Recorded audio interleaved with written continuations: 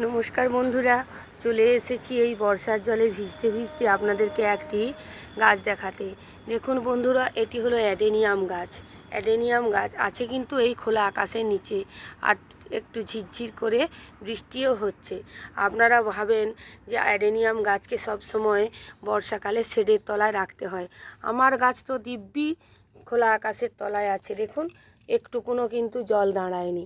আপনারা মিডিয়াটা যদি ঠিকঠাকভাবে তৈরি করেন, খোলা আকাশের নিচেও কিন্তু অ্যাডেনিয়াম সুন্দরভাবে থাকবে এবং ফুল ফোটাবে।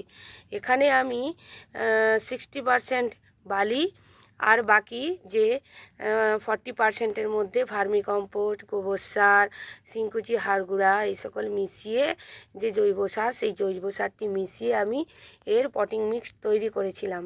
দেখুন, আমার পটিং মিক্সের মধ্যে একটু গ্ল্যাবেলস, যেটা বালি চালানোও দেওয়া ছিল। গাছ কিন্তু সুন্দর রয়েছে, একটুকুনও জল দাঁড়ায়নি। তাই আপনারাও এইভাবে পটিং মিক্সচার তৈরি করে যদি গাছ লাগান, আপনার গাছ দিব্যি এই বর্ষাতে স্নান করতে করতে থাকবে। ওরাও এই বর্ষার জলে স্নান করে আনন্দ পাবে, আর আপনার গাছটি নষ্টও হবে না। বন্ধুরা, কেমন লাগলো ভিডিওটি? যদি ভালো লেগে থাকে চ্যানেলটিকে অবশ্যই সাবস্ক্রাইব করতে ভুলবেন না।